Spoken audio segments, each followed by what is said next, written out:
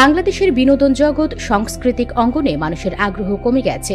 বিগত জুলাই বিপ্লবের পর থেকে বাংলাদেশের রাজনীতিতে এক ধরনের অস্থিরতা বিরাজ করছে। পাশাপাশি অর্থনীতির ক্ষেত্রে বেসরকারি কোম্পানিগুলো চাকুরিরত মানুষেরা চাপের মধ্যে আছে। নিয়মিত বেতন না হওয়া এবং বেতন বৃদ্ধি না হওয়াতে এ সকল মানুষের সংসার চালাতে এক ধরনের হিমশিম খেতে হচ্ছে, যার কারণে মানুষের দৈনন্দিন জীবন পরিচালনায় এক ধরনের টানাটানি হচ্ছে। এতেই কমে গেছে মানুষের মানসিক রিফ্রেশমেন্টের জায়গাগুলো।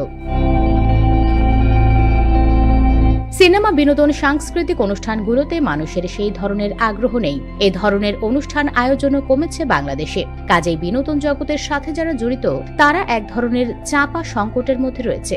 এছাড়া নির্বাচিত সরকারের দাবিতে বিভিন্ন রাজনৈতিক দলের সক্রিয়তা অনেক বেড়েছে। মানুষের বেশিরভাগ আগ্রহই রাজনীতিতে পরিণত হয়েছে।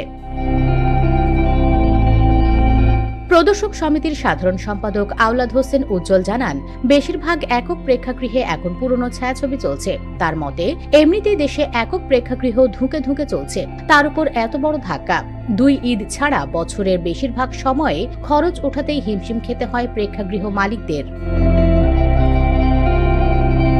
রেদওয়ান রানী মনে করেন, মানুষের বর্তমান মন মানসিকতা ও রাজনৈতিক বাস্তবতায় ডিজিটাল প্ল্যাটফর্মের ঘুরে দাঁড়ানো কঠিন। তার কথায়, কন্টেন্টে আমরা আবেগকে প্রাধান্য দিয়ে থাকি। সেক্ষেত্রে মানুষ যত জলদি স্বাভাবিক জীবনে ফিরবে তত আমাদের জন্য ভালো হবে।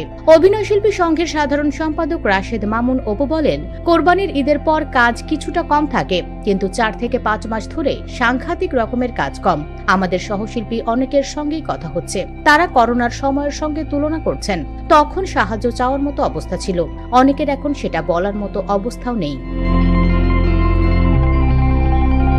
বিনোদন ও শোবিজ অঙ্গনের বেশিরভাগ তারকারাই বর্তমানে ডিজিটাল প্ল্যাটফর্মে যুক্ত আছেন। তবে শুধুমাত্র ডিজিটাল প্ল্যাটফর্ম দিয়ে তাদের টিকে থাকা কঠিন, যার কারণে নিয়মিত কাজের পরিবেশ চান তারা। বাংলাদেশ কবে নাগাদ আবার বিনোদন অঙ্গন সক্রিয় হবে সেটা সময়ের অপেক্ষা মাত্র।